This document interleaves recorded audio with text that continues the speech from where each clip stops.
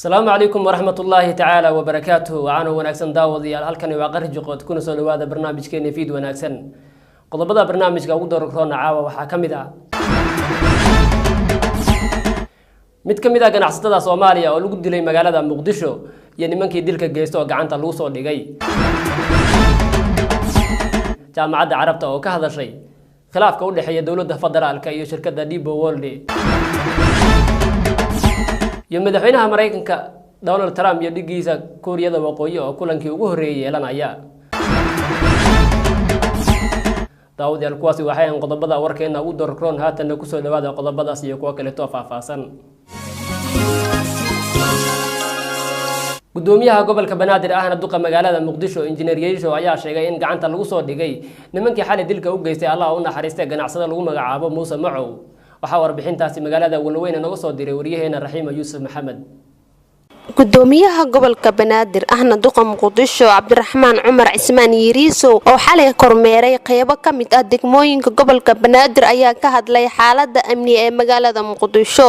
gudoomiyaha ayaa aamay in gacanta lagu soo dhigay shakhsiyaad lagu tuhmayo in ay ka dambeeyaan dilkii xalay isla markaasna baaritaano ay ku socotaan gudoomiyaha gobolka banaadir ayaa dhinaca kale ka dalbaday shacabka Soomaaliyeed in ay doorkooda ay ka qaataan sidii ay daga shaqeyn lahaayeen sugidda amniga ee magaalada Muqdisho kooxo hubeysan ayaa xalay waxa ay dil ka geysteen xaafadda koodka ee degmada Xamarweyne wararka aan helayno ay sheegayaan in dhalinyaro ku hubeysnaa bistoolado ay ku dileen ganacsada kadibna ay iskaga baxsadeen koobtii uu dilka ka dhacay waxaana shakhsiga la dilay lagu magacaabi jiray Muuse Mackow oo kamid ahaa ganacsatada khudaarta iibisa ee degmada Xamarweyne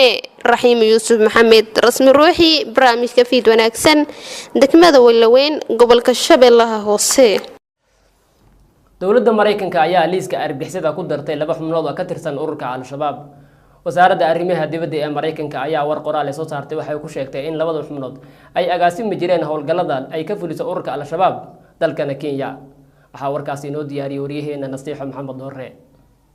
dawladda Mareykanka ayaa liiska argagixisada ku dartay laba xubnood oo kale oo ka tirsan taliyaasha ururka al-shabaab saraakiisha ayuu Mareykanku ku tilmaamay in ay yihiin argagixiso caalami ah waxayna kala yihiin Axmed Iimaan Cali iyo Cabdifataax Abuukar Cabdi waxaana wasaaradda arrimaha dibadda ee Mareykanku sheegtay in ay halis weyn ku yihiin amniga muwaadiniinta Mareykanka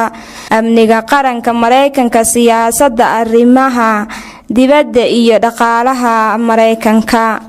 Mareykanku waxa uu sheegay in Axmed Iimaan Cali uu madax ka soo ahaa garabka Kenya ee ururka al-shabaab tan iyo sanadkii 2012 isla markaana uu agaasimay howlgallada ururka ee gudaha Kenya waxaana lagu sheegay warka qoraalka ah kaasoo wasaaradda arrimaha dibadda Mareykanka in howlgallada uu maleegay ay bartilmaameedsadeen weeraradii lagu qaaday ciidamada Kenya ee magaalada Ceelcadde dawladda Mareykanka ayaa dhinaca kale waxa ay sheegtay in sanadkii 2015 Kenya ay liiska argagixisada ku dartay Cabdifataax Abuukar Cabdi iyadoo la tuhunsan yahay in uu ka tirsan yahay al-shabaab taliyaashiisa Kenya waxa kale oo loo doonayaa in uu ku lug lahaa weeraradii dadka badan ku dhinteen ee sanadkii 2014 ee lagu qaaday Mketoni Kenya weeraradaasi ay ku dhinteen dad ku dhow 60 qof Nasiixo Maxamed Doorre barnaamijka fiid wanaagsan Nairobi madaxweynaha dalka Mareykanka Donald Trump iyo dhigiisa Kuuriyada Waqooyi Kim Jong Un ayaa la sheegay in markii koobaad ay kulmi doonaan iyadoo bilihii ugu dambeeyay ay hawada isku soo marin jireen hadalla kulkulul waxa warbixintaasi inoo diyaariyay Siciid Gadaf Galayr madaxweynaha Mareykanka ayaa aqbalay casuumaad kaga timid dhigiisa Kuuriyada Waqooyi kadib bilooyin ay isdhaafsadeen arrimo diblomaasi hanjabaadyo military aflagaado shakhsi ah kulanka labada hogaamiye ayaa u gogol xaaraya xiriir dhexmara labada dhinac Jan Yong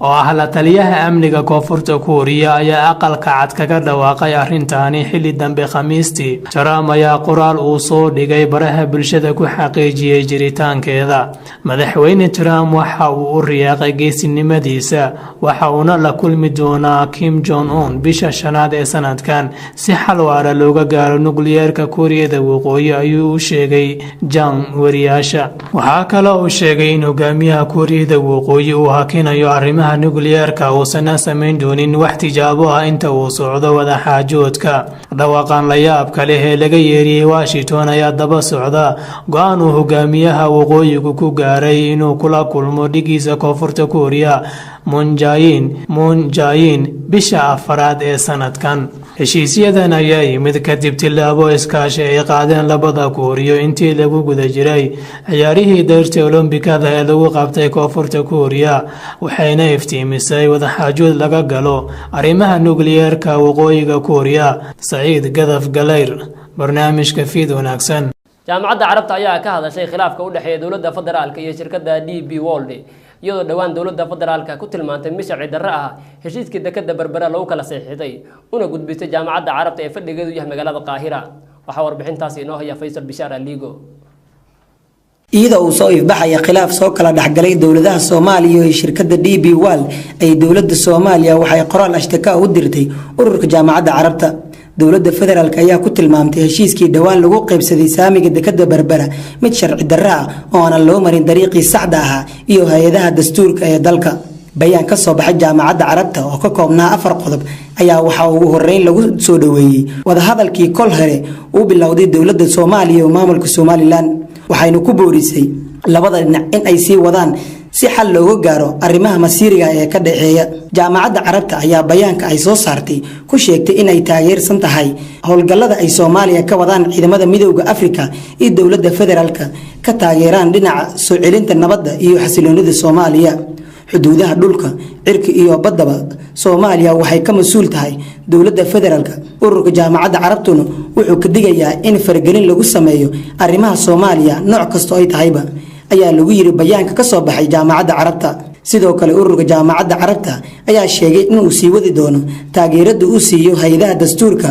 iyo Soomaaliya gaar ahaan dhinacyada nabadgelyada iyo dib u dhiska dalka. Faysal Bishaar Faysal Ligo, barnaamijka Fiid Wanaagsan, Nairobi. madaxweynaha maamul goboleedka Soomaaliyeed Hirshabelle Maxamed Cabdi Waare ayaa jawhar ku qaabilay xubno ka socda qaramada midoobay. warkaasi oo faahfaahsan waxay noo hayaa waryaheena Afkaadho Maxamed Axmed.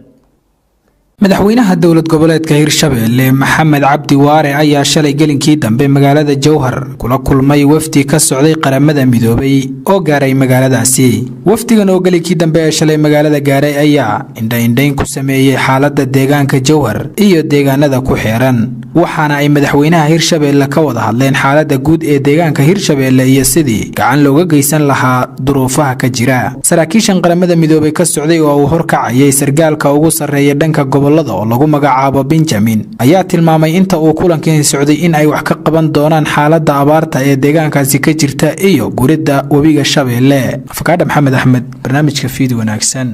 ugu dambeyntiina daawadayaal taliyaha ciidanka asluubta Soomaaliyeed ayaa dhigiisa dalkan Kenya kula kulmay magaalada Nairobi iyadoo labada taliya ay ka wada hadleen arrimo ku saabsan maamulka xabsiyada. waxaa warbixintaasi inoo akhrinaya Miski Maxamed Caato. taliyaha ciidanka asluubta Soomaaliyeed Sareeyo Guud Bashiir Maxamed Jaamac oo ku sugan magaalada Nairobi ayaa la kulmay dhigiisa taliyaha ciidanka asluubta dalka Kenya Isaya Isuuk waxayna ka wada hadleen arrimo dhowr oo labada dhinac quseeya. qodobadii ugu muhiimsanaa labada taliya ay ka wada hadleen waxaa ka mid ahaa sidii ay u sameyn lahaayeen iskaashi isuna dhaafsan lahaayeen khibradaha iyo aqoonta maamulka xabsiyada dhaqan celinta iyo tababarida guud. dhinaca kale taliyaha ciidanka asluubta Soomaaliyeed Sareeyo Guud Bashiir Maxamed Jaamac ayaa ka qayb galay xaflad ballaaran oo lagu qabtay akademiyada ciidanka asluubta dowladda Kenya ee ku taala county-ga Kiambu. xafladda waxaa ka soo qayb galay madaxweynaha dalka Kenya Uhuru Kenyatta waxaana tababar loogu soo xiray in ka badan 3,000 oo askari oo ciidan cusub ah kuwaasi oo ku soo biiray ciidanka asluubta dalka Kenya waxayna isugu jireen rag iyo dumar. Miski Maxamed Caate, barnaamijka Fiid Wanaagsan, magaalada Nairobi. daawadayaal qodob kasta ayaa ugu dambeeyay guud ahaan barnaamijkeena Fiid Wanaagsan. barnaamijka waxaa soo saaray Miski Maxamed Caato, dhinaca kaamirada waa Afkaadho Maxamed Axmed iyo farsamadaba anigoo Gorod Maxamed Cali wadina soo codsiinayay tan iyo inta dib u kulmi doono barnaamijkan mid lamid ah waxaan ku dhaafayaa sidaas iyo fi amaanillah.